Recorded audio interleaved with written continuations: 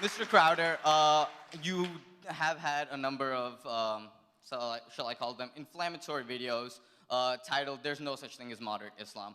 How can you make such a definitive claim when the version of Islam that I practice, that my peers practice on a daily basis, is very moderate and differs from your perspective on the religion of Islam? Thank you very much. I think that's a fair question, and I think it's one that deserves answering. People here talk about how racist, homophobic we are, how we mistreat women. Can you point me to any Islamic country that would meet the standards that they've set for people like us tonight? Any Islamic country that women are treated equal? No, we're not confusing politics. We're talking about anywhere where Islam congregates to achieve political power on planet Earth. Is there any bastion of freedom and equal rights in the Islamic world? The only place that people point to are places like UAE, Indonesia, where people are violently mistreated if they convert to Christianity, where women are mistreated. Listen, I think that there are a lot of great Muslims here in the United States who think as you do. But the fact is, that has never actually been rooted in a place of power in the moderate Islamic world. And when I talk about these videos... Yeah, well, unfortunately, Islam, unlike Christianity or Buddhism, is an actual political system. It is a prescribed system of law. It is not merely religious ideology. It is a prescription on a legal system of government, and that's why you see remarkably anti-freedom, anti-free speech, anti-woman, anti-gay legislation in every Islamic country on the world. I don't care what you have to say about it. I'm looking to their laws. Stop speaking, fascist, you're a great public spokeswoman for Muslims. It's also worth considering in the light of what Stephen's saying, there isn't a single world-class university anywhere in the Muslim world. Not one. Why? Because there are structural problems with Islam that prevent this from happening. And you know, you have apply the same standard. You have two kinds of Muslims in the U.S. You know, some of you aren't going to like this, but I'm going to tell you anyway because it's true.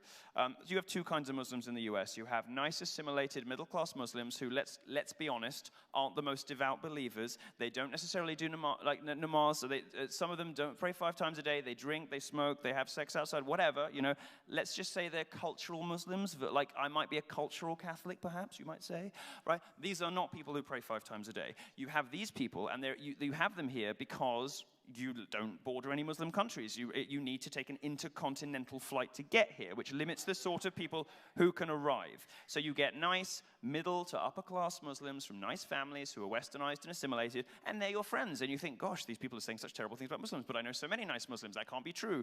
Well, it's because of where you are in the world, right? So you have those nice middle and upper class Muslims, and you have terrorists. That's all you have here. I don't have a problem with you. What you don't have here is what Germany has. 1.4 million Syrian refugees, or should I say migrants, who come in, commit the most appalling crimes and abuses against women, homosexuals, trans people. You've got nothing to say about that, by the way.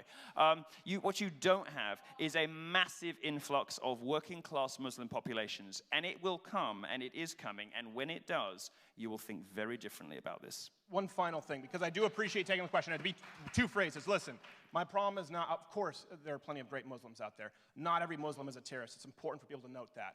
Muhammad was. And I have a problem with that. If you look and read about Muhammad's life, he called for the deaths of Christians and Jews. I have a problem with that. And you know what? That's okay. Just like atheists have a problem with Christianity. At this point, we'll conclude our question and answer section. One final round of applause for our speakers. Thank you. That's all we have for you tonight. If you would like to stick around,